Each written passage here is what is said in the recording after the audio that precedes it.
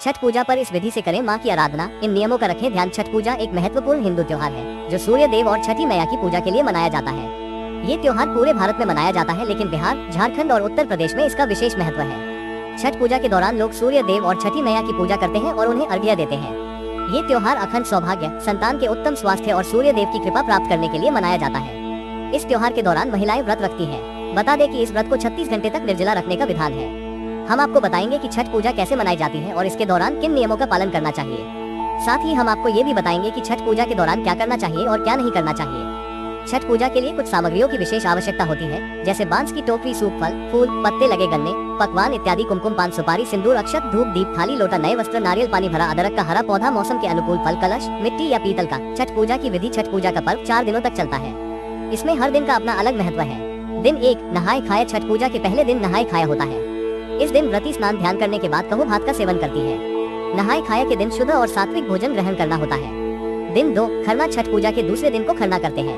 इस दिन व्रती महिलाएं स्नान के बाद चावल और गुड़ का खीर बनाकर खरना माता को अर्पित करती है। शाम को पूजा के बाद घर सभी सदस्य पहले खरना प्रसाद ग्रहण करते हैं, फिर भोजन करते हैं। दिन 3, संध्याकालीन अर्घ्य। छठ पूजा के तीसरे दिन संध्याकालीन अर्घ्य होता है।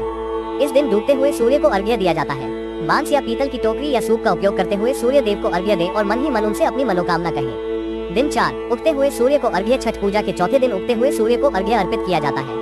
इस दिन भी बांस या पीतल की टोकरी या सूप का उपयोग करते हुए सूर्य देव को अर्घ्य दें और मन ही मन उनसे अपनी मनोकामना कहें। इन मंत्रों का करें जाप। सूर्य पौराणिक मंत्र जपा। कुसुम संकाश काशिपेयम महाद्युतिम तमोरी सर्पापन प्रंतोस्मी दिवाक्रम। सूर्य वैदिक मंत्र ओ आकृष्णेन रजसा वर्तमानो निवेशन मृत मर्त्यंच हिरण्येन सविता रथेन देवो याति भुवनानि पश्यन्। छठ पूजा में प्रसाद का महत्व। छठ पूजा में प्रसाद का काफी महत्व होता है। खास तौर पर बांस के सूप में छठ के प्रसाद को सजाकर पूजा किया जाता है। सूर्य को अर्घ्य देते वक्त बांस के इस सूप को हाथ में रखते हैं।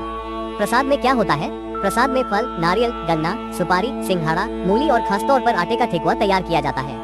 ठेकुआ के बिना छठ की पूजा अधूरी मानी जाती है, इसलिए व्रती खरना के दिन घर वालों के साथ मिलकर छठ मैया को चढ़ाने के लिए ठेकुआ बनाते हैं। छठ पूजा में प्रसाद का महत्व। छठ पूजा में प्रसाद का काफी महत्व होता है। प्रसाद को सूर्य देव और छठी मैया को अर्पित किया जाता है। प्रसाद को बांस के सूप में सजाकर पूजा किया जाता है। प्रसाद को घर वालों में बांटा जाता है और इसे प्रसाद के रूप में ग्रहण किया जाता है। छठ पूजा के नियम। छठ पूजा के दौरान कुछ नियमों का पालन करना होता है, जैसे निर्जला व्रत रखना, शुद्ध और सात्विक भोजन ग्रहण करना, सूर्य देव और छठी मैया की पूजा करना। व्रती को अपने घर की साफ सफाई का विशेष ध्यान रखना होता है। व्रती को अपने वस्त्रों और आभूषणों की भी साफ सफाई का ध्यान रखना होता है। अर्घ्य देने के लिए बांस या पीतल की टोकरी या सूप का उपयोग करना। मन ही मन सूर्य देव से अपनी मनोकामना कहना। छठ पूजा के व्रत के दौरान किसी से वाद विवाद न करें। इसके अलावा व्रती को चारपाई पर नहीं सोना चाहिए। किसी के प्रति मन में गलत विचार धारण नहीं करने चाहिए। ऐसी नई वीडियो देखने के लिए हमारा चैनल भक्ति से ज्ञान देखते रहिए और इसे लाइक, शेयर और सब्सक्राइब जरूर कीजिए।